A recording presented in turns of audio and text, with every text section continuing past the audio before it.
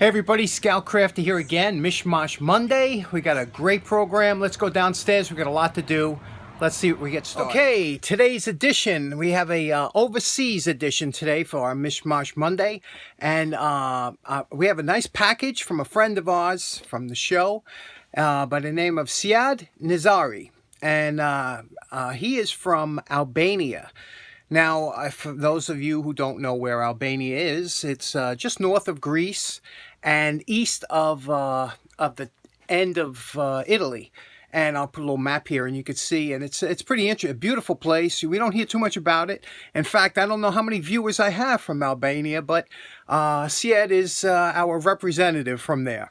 And he sent some really cool tools that he thought the channel would enjoy to see, something I don't think you've ever seen before, and a bunch of them. So let's go check them out. The first tool Siad sent over was this beautiful open-end wrench from, it's made beta from Italy, and you can see here, you can see the model number. It's an 11/16. It's in 3/4. It is an SAE, and you can see the number here. But this is a tool company, chrome vanadium, which is beautiful. They're made in Italy. Now, Beta Tools started, they were like a die production company. In 1923, they started making different kind of punch-outs and tools and things like that. And they got really big in the 60s and whatnot. And they're considered to be like the Snap-on of Italy. I mean, they make some really high-quality, beautiful-looking tools. But as you can see here, this is a perfect example of a tool. This is chrome vanadium. And what's so nice about this tool is you can see how thin it is, okay? And it's thin, yet it's still comfortable in the hand because they really rounded this area off, so it's not digging into your hand, but it allows you to get into areas that aren't so accessible. Not to mention the chrome vanadium makes it really strong. You know, there's no flex to this. I mean, it's a super strong wrench and really beautiful, huh? And you know, the Italians, they always go a little bit extra for the fit and finish, and this is no exception. I mean, it's just a beautiful wrench, and we don't see too many Beta tools here in the States because of the fact that they're, you know, import export and things like that. The cost, if you want to have a good time, look up Beta tools on eBay and look at some of the prices of the socket sets. They're beautiful, but you know, it's $700, $800, $900, you know, a little bit out of our price range. Okay, next up, Siad sent these beautiful DOWIDAT wrenches, and what a history for these things. You know, you probably never seen or heard of these before.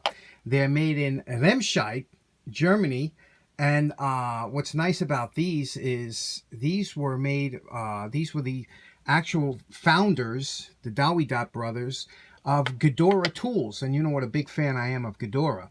Well, these tools they kind of had different companies, but they still ran both of them. And, you know, Ghidorah tools were actually an acronym of 3 different names. And the DOWIDAT brothers, there was 3 of them.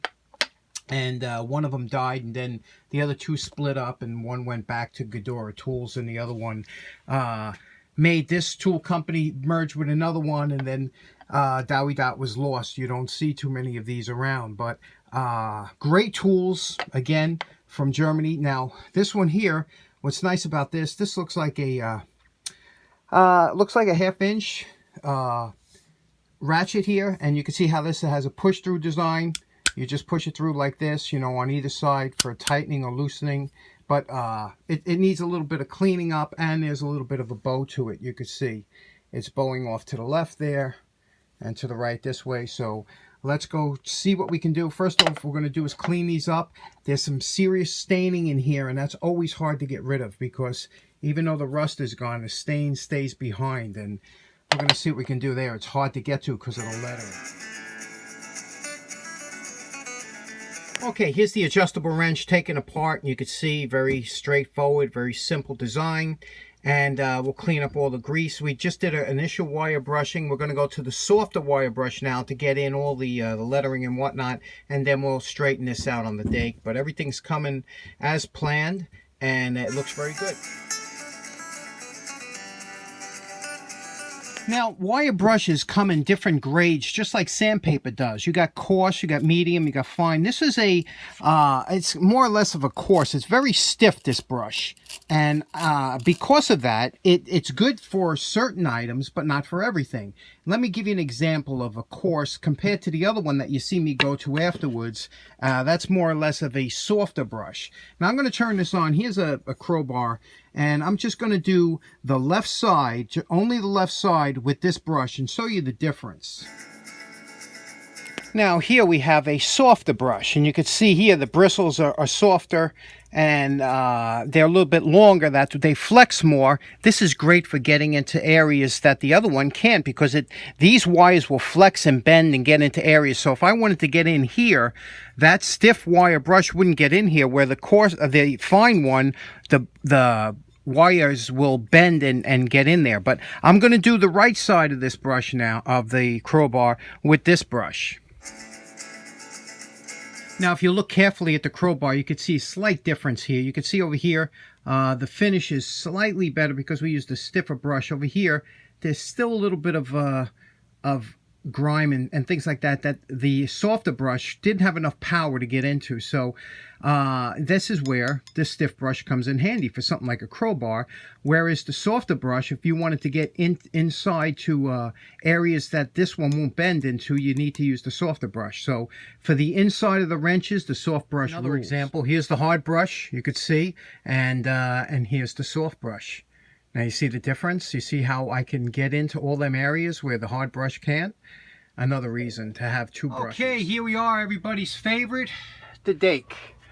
Let me show you the setup and how we're going to do this. Okay, again, we always put wood down here because it's forgiving. And what we're going to do is we're going to take a small block of wood, put it here. Plywood is preferable because it's very strong, or a hardwood. And over the apex, wherever the top of the bend is, we're going to put it here. We're going to apply some pressure, hopefully to straighten that out without snapping the wrench in half. It's always a possibility. It'll never happen. And we'll give it a little pressure, see how that works. Okay, here we go.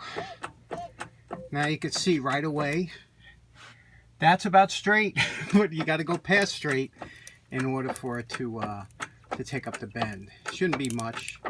Now we're here at 1 ton. Okay, that's 1 ton of bend. And we'll see what that looks like. Okay, that 1 ton of bend did absolutely nothing. So we're going to have to go further down. Okay, I hear the wood starting to split. And go further. It's quite a bend there. We'll see. We're at about 1.25 tons. Bring it up. And now some of the wood is going to give, so we're not bending as much as you might think. And we still have a bend to it. You know, it still has to go more. You can see. Okay, we moved it down a little bit because the bend seemed a little further down. Going down here, the wood, again, you could hear the wood cracking a little bit. That's all right. Now we're at almost 1.5 tons. And we'll take a look at that. You have to look at it this way to see if it's still bent. And we do have a little bit of a bend to it towards the end. And now we repositioned the block a little bit because now we see we got this bend out, but there's a little bit left over here, and that's why we moved this bend down here. So you could see, you can, right above where the apex of the bend is. And not too much down here because you don't need too much. You don't want to go past the bend and bend it the other way. You just want to take out the existing bend. And that's getting real straight, so let's check it out. Okay, the date came through. We got this nice and straight now. For the most part, it's pretty straight. But here we have a problem. You could see here, somebody was using this to bang on it. Don't you hate to see that? The other side's not bad, but it has a little grind here. Something happened, but you know, we're going to try and take that out with the belt sander. We don't want to get any sanding grit in this mechanism here, so we're going to cover this up with some kind of plastic bag and a piece of masking tape so that no grit gets in there from the sanding belt. We got out most of the staining. Everything's looking good. Let's get remember this important tip when you want to do your thumb wheel here.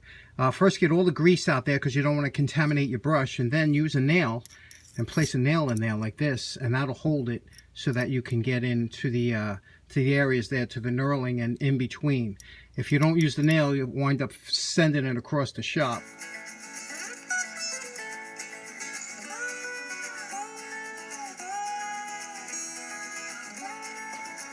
Now you know my favorite part. Remember what these wrenches look like before we started.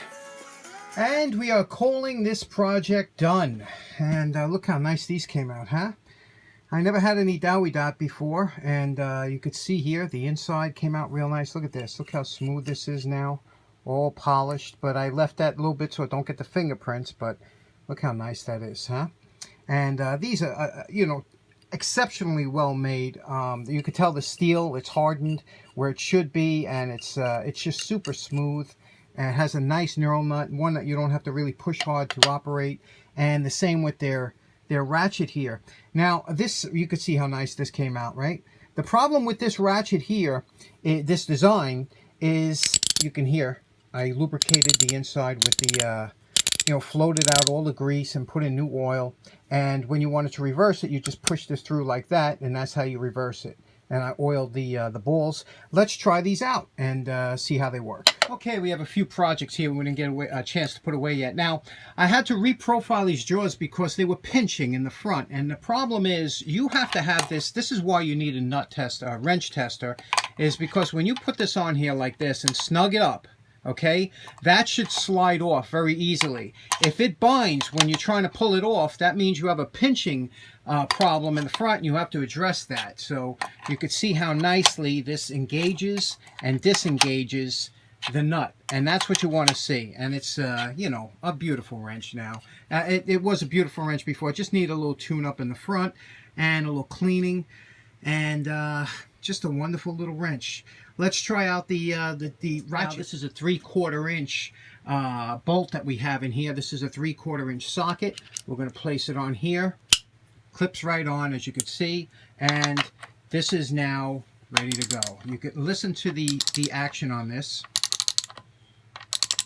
and you can see it's nice and smooth, heavily lubricated, and it works really well. Now, to get it to go the opposite way, you would pull off the socket like this, press this through just like this. There's a ball detent in there, and it stops, and then press it on this side, and now this would be loosening. Okay, and you can see that's how you would do it. Now, the reason these fell out of favor, these ratchets, so to speak, was because a lot of times when you would pull out the socket, along would come this piece here. If you had some tight sockets, this center piece would come out, and then it was a little hard to pull it out of here. So that's why they fell out of favor. But it's a very strong mechanism. It's a good mechanism, and it's another beautiful example from DOWIDAT, isn't it? And lastly, we have the Beta wrench from Italy, and you can see this is 3/4.